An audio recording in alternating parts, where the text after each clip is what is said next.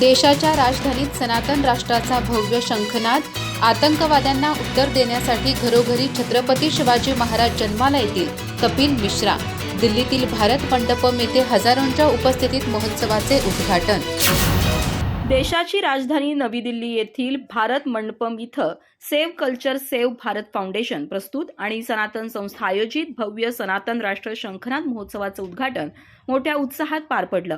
यावेळी बोलताना दिल्लीचे सांस्कृतिक कार्यमंत्री कपिल मिश्रा यांनी आतंकवादावर परखड भूमिका मांडली।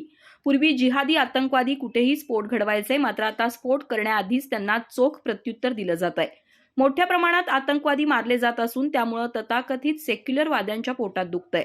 त्यांनी दिल्लीत स्फोट करून भीती निर्माण करण्याचा प्रयत्न केला असला तरी आम्ही घाबरणार नाही, उलट तुम्ही जितके जिहादी आतंकवादी निर्माण कराल तितके घरोघरी छत्रपती शिवाजी महाराज जन्माला येतील, असा स्पष्ट इशारा त्यांनी दिला। या महोत्सवाच्या प्रारंभी रामनामाचा सामूहिक जप, शंखनाद आणि वेदमंत्र पठण करण्यात आलं।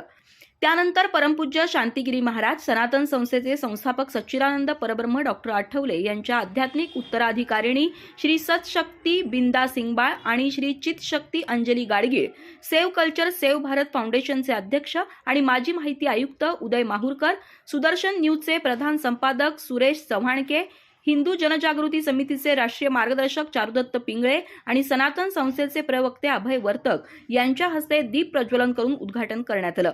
कपिल मिश्रा पुढे म्हणाले की पूर्वी राष्ट्राच्या खऱ्या प्रश्नांवर चर्चा करण्यास सरकारचाच विरोध असायचा, मात्र आज सनातन राष्ट्र शंखनाद महोत्सवाला केंद्र आणि राज्य सरकारचं समर्थन आहे।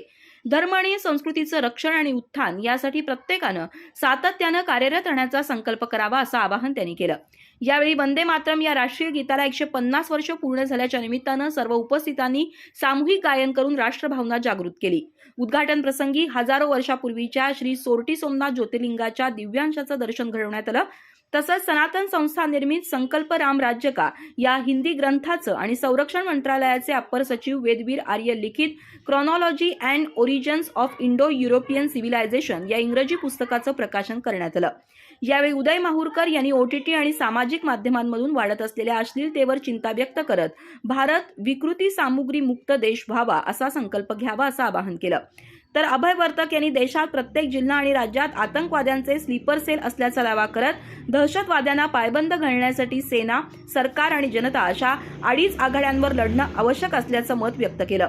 देशाच्या राजधानीत झालेला सनातन राष्ट्र शंखनाद महोत्सव हा धर्म, संस्कृती आणि राष्ट्र रक्षणाच्या मुद्द्यांवर ठाम भूमिका मांडणारा ठरला असून पुढील काळात या विचारांची व्याप्ती अधिक वाढेल असा विश्वास यावेळी व्यक्त करण्यात आला। अधिक माहिती आणि ताज्या घडामोडींसाठी आजच आमचे चॅनल सबस्क्राइब करा।